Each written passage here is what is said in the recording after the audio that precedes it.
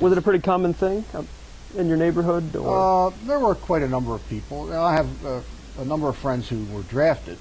Sure. During the next several years after that, during the Vietnam War, but I did not think at that time. I mean, as I said earlier, I had no knowledge of going to war to Vietnam. So you graduated airborne school in the fall, or airborne of 64? Would have been. Let's see. It would have been actually in the spring of 64, I guess, because of the other training. So spring into summer, I guess, of 65, I guess it was. Okay.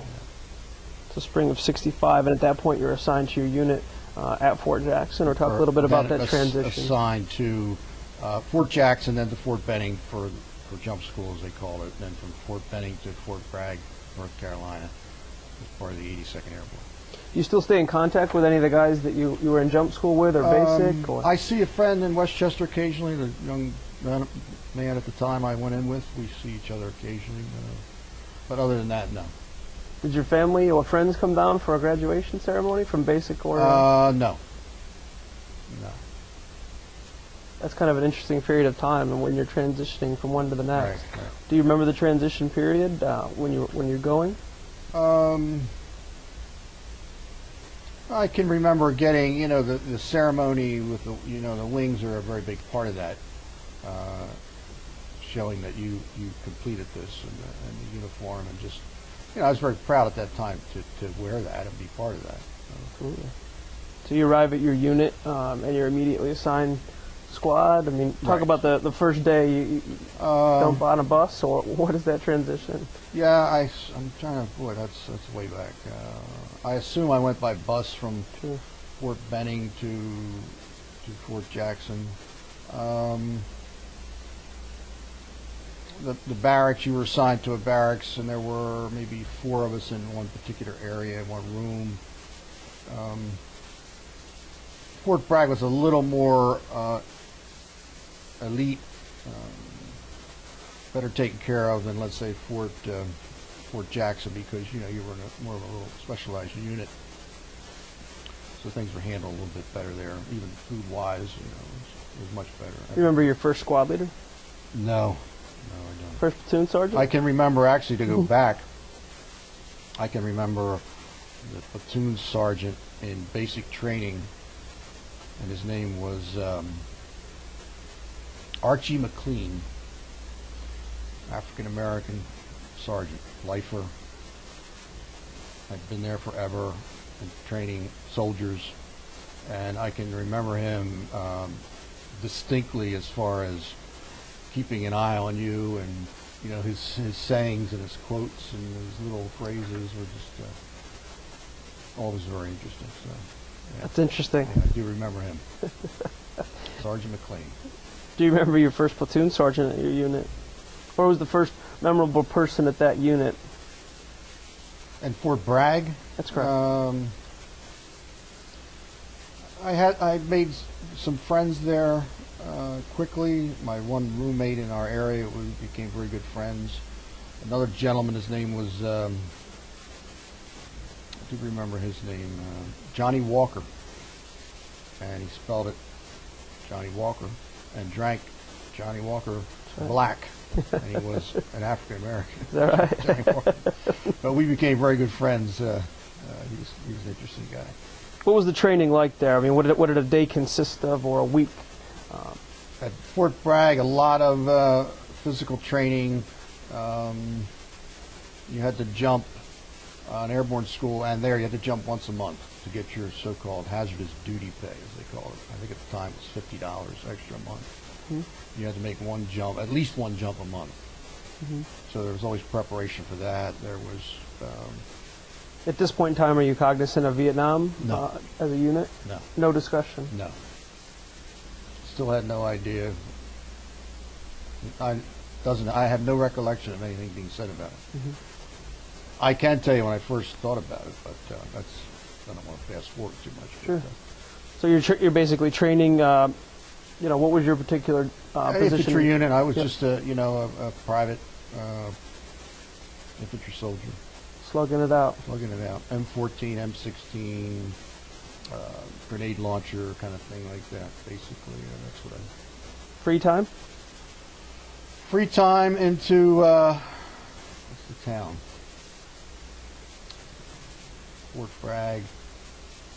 Oh boy, I'll think of it in a minute. Fayetteville? Fayetteville, thank you. Fayetteville, North Carolina. First introduction to frog legs. A friend who was a Southerner, and he had a car. For some reason, I still don't understand why he had a car, but he had a car on base, and we would drive into Fayetteville and eat frog legs. So that was a good experience for me. In 1965, you're going into Fayetteville. Can you talk a little bit about the atmosphere in terms of racial tensions, or what differences you felt between coming from Philadelphia to Fayetteville, or talk about in generalities or specifics about the differences in race tensions? Yeah, I guess being maybe naive at that time, I didn't notice it. I had black friends growing up in Westchester in elementary school and high school. They were in my home. I'm still friends with black people that I grew up with, being part of it in the Army. So I don't think I really thought about that, knowing it existed, but I can't say that I was aware of it. Maybe just the being naive, I think, is probably the best word at that time. So most of your free time, I mean, you're a private, 20 years old, Right. living in the Bear. Not 20 yet. 19. So your days are pretty much consumed with training 5 days a week, and then Right. out and about with your friends on the weekend. Right. And how long does this type of training attraction? What's the next transition piece for you? Next transition, let's see, it would have been, let me look at the date for sure here. May. So Fort Benning, Fort Bragg, January, May 1965. Then May of 65, we were, one of the units, we were deployed to the Dominican Republic to put down the so-called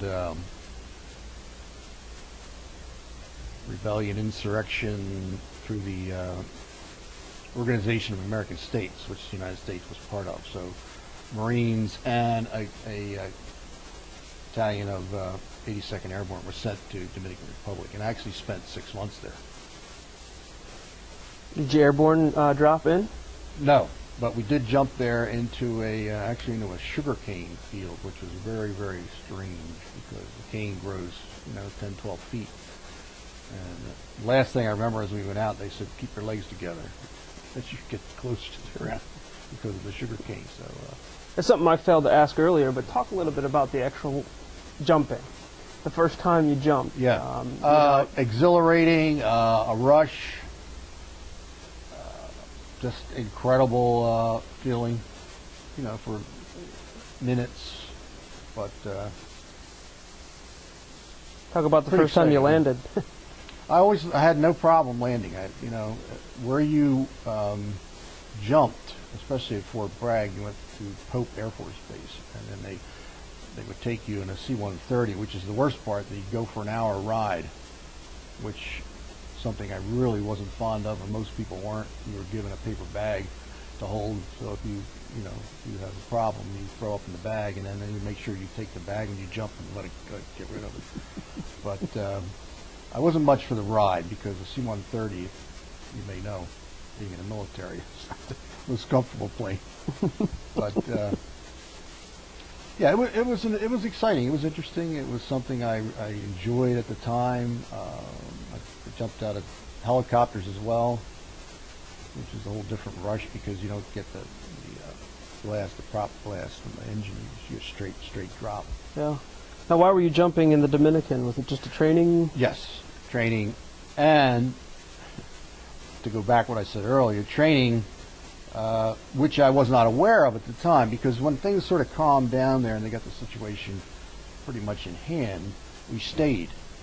And then we were deployed in the jungle and did jungle training.